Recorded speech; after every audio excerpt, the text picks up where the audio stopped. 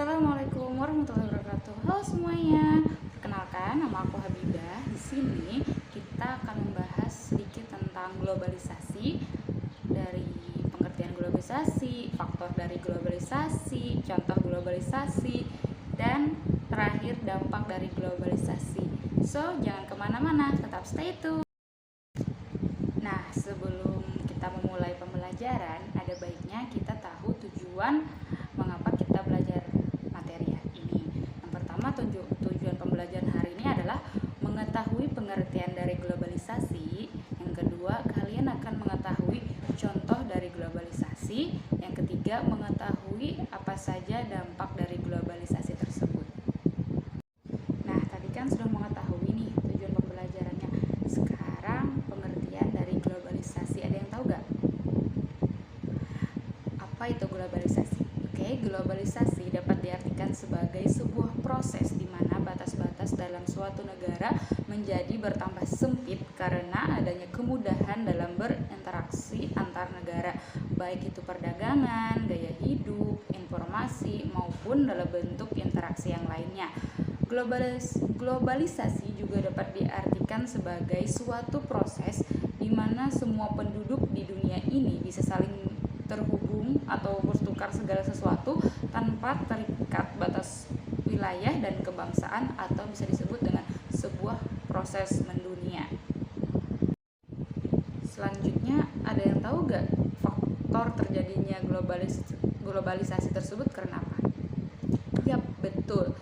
Globalisasi terjadi karena satu, perkembangan teknologi informasi dan komunikasi yang berperan penting dalam memudahkan interaksi manusia dimanapun dan kapanpun mereka berada. Faktor kedua yaitu adanya kerukunan antar negara yang bisa memungkinkan terjadinya kerjasama antar negara baik dalam hal ekonomi, politik maupun budaya. Kemudian faktor yang ketiga yaitu berkembangnya teknologi transportasi yang mempermudah akses transportasi dan ekspedisi antar negara. Nah, tadi kan sudah tahu apa saja faktor yang menyebabkan globalisasi. Selanjutnya, ada yang tahu gak contoh dari globalisasi tersebut? Yap, benar sekali. Di sini ada beberapa contoh globalisasi dalam kehidupan sehari-hari yang mungkin kalian ketahui. Yang pertama, banyak produk asing beredar di Indonesia, mulai dari busana, elektronik, hingga makanan. Yang kedua, banyak pasar swalayan atau supermarket yang menggantikan pasar tradisional. Dampak yang ketiga, pergantian tenaga manusia dengan tenaga mesin. Misalnya buruh pabrik sekarang banyak digantikan oleh mesin-mesin yang lebih efisien. Yang keempat, jual beli online terus berkembang sehingga jual beli tidak hanya dilakukan di pasar. Kelima, meningkatnya penggunaan gadget karena gadget mampu menawarkan berbagai fitur yang membuat segala hal lebih efektif dan efisien. Yang keenam, teknologi terbaru dapat diakses oleh semua orang seperti video, call, email, dan sosial media. Sosial media bukan lagi hal yang asing bagi masyarakat. Kalian sadar gak? Kalian juga sering melakukan itu, oke? Yang ketujuh, banyak tenaga kerja ahli dalam dunia kerja Indonesia. Yang kedelapan, terjadinya pertukaran budaya internasional seperti K-pop dan budaya hip-hop dari barat. Yang kesembilan, persebaran informasi yang sangat cepat sehingga banyak sekali hal kecil yang bisa merajalela atau viral di dunia maya. Yang kesepuluh, dibentuknya PBB atau Perserikatan Bangsa-Bangsa menjadi wadah yang memungkinkan proses globalisasi berjalan lancar. Yang kesebelas, pemerintah lebih terbuka dan demokratis mulai dari pemerintah desa maupun pemerintah pusat. Yang ke-12, masuknya ideologi asing sehingga kita harus berpegang teguh pada Pancasila. Contoh yang terakhir yaitu banyak bahasa asing yang dipelajari di Indonesia seperti bahasa Mandarin, Jepang, Perancis, Jerman, Rusia, dan lainnya. Nah, kalian sudah mengetahui berbagai macam contoh dari globalisasi dalam kehidupan sehari-hari. Selanjutnya, kalian akan mengetahui contoh produk perdagangan di era globalisasi. Nah, kalian dapat melihatnya pada gambar. Yang pertama, batik dari Indonesia. Yang kedua, kedua karpet dari Turki, yang ketiga mobil dari Jepang, yang keempat jam tangan dari Swiss. Nah, barang-barang yang disebutkan tadi adalah salah satu contoh produk yang diproduksi oleh masing-masing negara yang telah dikenal oleh negara lain atau dunia. Masih banyak barang yang lain yang tidak bisa kita sebutkan, kalian bisa mencari tahunya sendiri.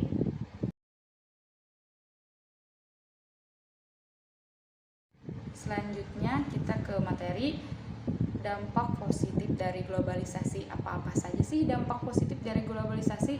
Yang pertama, meningkatkan etos kerja yang tinggi, suka bekerja keras, disiplin, mempunyai jiwa kemandirian dan rasional. Yang kedua, menyebabkan kehidupan sosial ekonomi lebih produktif, efektif, dan efisien, sehingga dapat membuat produksi dalam negeri mampu bersaing di pasar internasional.